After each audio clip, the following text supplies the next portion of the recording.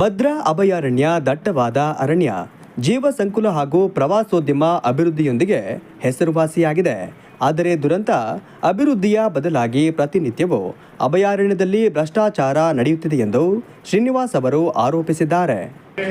ಕರ್ನಾಟಕ ಸರ್ಕಾರದ ಏನು ಸಚಿವರಾದಂಥ ಈಶ್ವರ್ ಖಂಡ್ರೆ ಅವರು ಚಿಕ್ಕಮಗಳೂರು ಜಿಲ್ಲೆಗೆ ಭೇಟಿ ಕೊಟ್ಟು ನಾವು ಕಳೆದ ಹಲವಾರು ವರ್ಷದಿಂದ ಗಮನಿಸ್ತಾ ಇರ್ಬೋದು.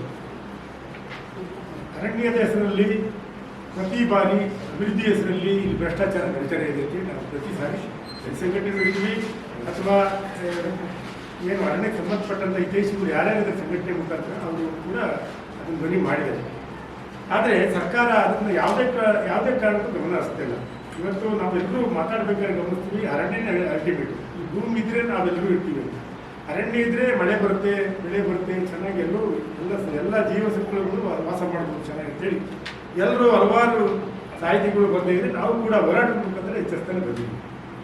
ಆದರೆ ಭದ್ರಾ ವೈಲ್ಡ್ಲೈಫಲ್ಲಿ ಬರ್ತಕ್ಕಂಥ ಇತ್ತೀಚಿನ ದಿನಗಳಲ್ಲಿ 2 ವರ್ಷ ಏನು ಈಗ ಇರ್ತಕ್ಕಂಥ ಯಶ್ಪಾಲ್ ಅವರಿದ್ದಾರೆ, ಈಗ CCF ಆಗಿದೆ, ಅವರು ಬಿದ್ದೆ ಕ್ಷೇತ್ರ ನಿರ್ದೇಶಕರಾಗಿದ್ದೆ ಚಿಕ್ಕಮಗಳೂರು ವೈಲ್ಡ್ಲೈಫ್ಗೆ. ನಾನು ವೈಲ್ಡ್ಲೈಫ್ ಮಾತ್ರ ಅಂತೇಳಿ ಅರಣ್ಯ ಇಲಾಖೆಯಲ್ಲಿ ಸಂಬಂಧಪಟ್ಟಂಥ ಎಲ್ಲದರಲ್ಲೂ ಕೂಡ ಭ್ರಷ್ಟಾಚಾರ ಗಮನಿಸ್ತಾ ಇರ್ಬೋದು. ದೊಡ್ಡ ದೊಡ್ಡ ಭೂಮಾಲೀಕರನ್ನ ಅರಣ್ಯ ಒತ್ತುವರಿ ಮಾಡ್ತಾನೆ ಇಲ್ಲ. ಎಲ್ಲ 5 ಗುಂಟೆ 10 ಗುಂಟೆ ಏನು ಮಾಡ್ತಾರೆ ಅವ್ರನ್ನ ಒತ್ತುವರಿನ ಕೇಳಿದ ನಿರ್ದಾಕ್ಷಿಣ್ಯವಾಗಿ ಅವ್ರನ್ನ ಅಲ್ಲಿಂದ ಖಾಲಿ ಮಾಡ್ತಕ್ಕಂಥ ವ್ಯವಸ್ಥೆ ನಡೀತಾ ಇದೆ. ಇನ್ನೊಂದೆಡೆ ಪತ್ರಿಕೆ ನಾನು ಕೂಡ ಓದಿದ್ದು, ಪ್ರತಿ ವರ್ಷ 10 ರಿಂದ 15 ಜನ ಆನೆ ತುಳಿತಕ್ಕೆ ಒಳಗಾಗ್ತಿದೆ. ಆದರೆ ಇವತ್ತಿನವರೆಗೂ ಆನೆಯನ್ನು ಅದನ್ನು ಹಿಡಿಲಿಕ್ಕಾಗಲಿ ಬೇರೆಡೆ ಅದಕ್ಕೆ ವಾಸ ಮಾಡಲಿಕ್ಕೆ ಅವಕಾಶ ಕಲ್ಪಿಸ್ಕೊಡೋಕ್ಕಾಗಲಿ ಸರ್ಕಾರ ಆಗಲಿ ಇಲ್ಲಿ ಆಡಳಿತ ವ್ಯವಸ್ಥೆ ಆಗಲಿ ಮಾಡಿಕೊಟ್ಟಿಲ್ಲ. ಅಂದರೆ ಸಾರ್ತಾನೆ ಇರ್ತಾರೆ, ನಾವು ಮಾಡೋ ಕೆಲಸ ಮಾಡ್ತಾನೆ ಇರ್ತೀವಿ. ಯಾಕೆ ಆನೆ ಉದಾಹರಣೆ ಮತ್ತು ಭೂಮಿದ ಉದಾಹರಣೆ ಕೊಟ್ಟಿದ್ದಾರೆ? ಎಷ್ಟು ನಿರ್ಲಕ್ಷ್ಯತನದಿಂದ ಕಾರ್ಯ ವೈಖರಿಗಳನ್ನ ಅವರು ನಮಗೆ ತೋರಿಸ್ತಿದ್ದಾರೆ ಅಂದರೆ ಅಧಿಕಾರಿಗಳು ಅವ್ರು ಏನು ಬೇಕಾದ್ರೆ ಮಾತಾಡಿ ಏನು ಬೇಕಾದ್ರೆ ಚಳುವಳಿ ಮಾಡಿ ಅದರ ಪ್ರತಿನಿತ್ಯ ಅವ್ರ ಪಾಡಿಗೆ ಅವ್ರೇನು ಹಣ ಮಾಡಲಿಕ್ಕೋಸ್ಕರ ಏನೇ ಕೆಲಸ ಮಾಡಬೇಕು ಎಲ್ಲರೂ ಮಾಡ್ತೀವಿ. ಈ ಭ್ರಷ್ಟಾಚಾರ ಅಂದ ತಕ್ಷಣ ಹಣ ಮಾಡಲಿಕ್ಕೋಸ್ಕರ ಅಂದ ತಕ್ಷಣ ಅದಕ್ಕೆ ಸಂಬಂಧಪಟ್ಟಂಗೆ ಮಾತಾಡೋದು. ಮೊದಲು ನಾವು ಮಾತಾಡಬೇಕಾಯಿತು ರೈತ ಸಂಘದವರು, ದಲಿತ ಸಂಘಟನೆಯವರು ಅಥವಾ ಕೂಲಿ ಕಾರ್ಮಿಕರು, ಬೇರೆ ಬೇರೆ ಎಲ್ಲ ಸಂಘಟನೆಗಳು ಚಿಕ್ಕಮಗಳೂರು ಬಡ್ಕೊಳ್ತಾ ಇದ್ದಾರೆ. ಇನ್ನು ಬೇಲೂರು ಸಕಲೇಶ್ವರ ಭಾಗದಿಂದ ಈ ಭದ್ರಾ ವೈಲ್ಡ್ಲೈಫ್ನ ಕೊನೆವರೆಗೂ ಪ್ರತಿ ಸಾರಿ ಆನೆಗಳು ದಾಳಿ ಆಗ್ತಿದೆ, ಬೆಳೆ ನಷ್ಟ ಆಗ್ತದೆ, ಪ್ರತಿಯೊಬ್ಬ ಆನೆ ತುಳಿತಕ್ಕೆ ಸಾಯ್ತಾ ಇದೆ. ಕೆಲವೊಂದಿಗೆ ಅಧಿಕಾರಿಗಳು ಬರ್ತಾರೆ, 5 ಲಕ್ಷ 10 ಲಕ್ಷ ದುಡ್ಡು ಕೊಡ್ತಾರೆ, ಅಲ್ಲಿ ಸಮಾಧಾನ ಮಾಡ್ತಕ್ಕಂಥ ಕೆಲಸವನ್ನು ಮಾಡ್ತಾರೆ. ಇದು ಖಂಡನೆಗೆ ಸರ್ಕಾರ ಕೂಡಲೇ ರೈತರಿಗೆ ನಿಜವಾಗ್ಲೂ ಅವ್ರ ಬಗ್ಗೆ ಕಾಳಜಿ ಇದ್ದರೆ ಆನೆಯನ್ನು ಅಥವಾ ಬೇರೆ ಯಾವುದೇ ಪ್ರಾಣಿಯನ್ನು ಈ ತೊಂದರೆ ಕೊಡದಂಗೆ, ಯಾರ ಮೇಲೂ ಹಲ್ಲೆ ಮಾಡ್ದಂಗೆ ಅಥವಾ ಜೀವಹಾನಿ ಮಾಡ್ದಂಗೆ ಅವ್ರನ್ನ ಅದಕ್ಕೂ ಒಂದು ವ್ಯವಸ್ಥಿತವಾದ ಅರಣ್ಯವನ್ನು ಕಲ್ಪಿಸಿದ್ದೀವಿ. ಅದಕ್ಕೆ ಅಲ್ಲಿ ಇರ್ತಕ್ಕಂಥ ಕೆಲಸ ಮಾಡಿ ಬೆದರಿಸುವ ತಂಡನೇ ಇಲ್ಲ. ಆದರೆ ಇಲ್ಲಿವರೆಗೂ ಆನೆ ಬೆದರಿಸುವ ತಂಡದಲ್ಲಿ 6 ಜನಕ್ಕೆ ಸಂಬಳವನ್ನು ಕೊಟ್ಟುಬಿಟ್ಟು ಅವಷ್ಟೇ ಬಿಲ್ ಪಾಸ್ ಮಾಡ್ತೀವಿ. ಈ ಸಂಬಂಧಪಟ್ಟ ಅಧಿಕಾರಿಗಳು ಪ್ರಶ್ನೆ ಮಾಡಿ ನಾನು ಮಾಧ್ಯಮದ ಮುಖಾಂತರ ಕೇಳ್ತೀವಿ. ಸರ್ಕಾರದ ಜವಾಬ್ದಾರಿ ಹೊತ್ತಂತ ಅರಣ್ಯ ಸಚಿವರು ಕೂಡ ನಾವು ಈ ಮಾಧ್ಯಮದ ಪ್ರಶ್ನೆ ಮಾಡ್ತೀವಿ, ಭದ್ರಾ ವೈಲ್ಡ್ಲೈಫ್ ಆನೆ ಓಡಿಸುವ ತಂಡ ಇದೆಯಾ? ಸುದ್ದಿಗೋಷ್ಠಿಯಲ್ಲಿ ಮಾತನಾಡಿದ ಅವರು, ಮುತ್ತೋಡಿ ಅರಣ್ಯದೊಳಗಿನ ಸಫಾರಿಗೆ ನಗದು ಪಡೆಯುತ್ತಿದ್ದಾರೆ. ಸಫಾರಿಗೆ ಬರುವ ಪ್ರವಾಸಿಗರಿಂದ ಖಾಸಗಿ ವ್ಯಕ್ತಿಯ ಮೊಬೈಲ್ ಸ್ಕ್ಯಾನರ್ಗೆ ಹಣ ಪಾವತಿಸಿಕೊಳ್ಳುತ್ತಿದ್ದಾರೆ ಎಂದರು.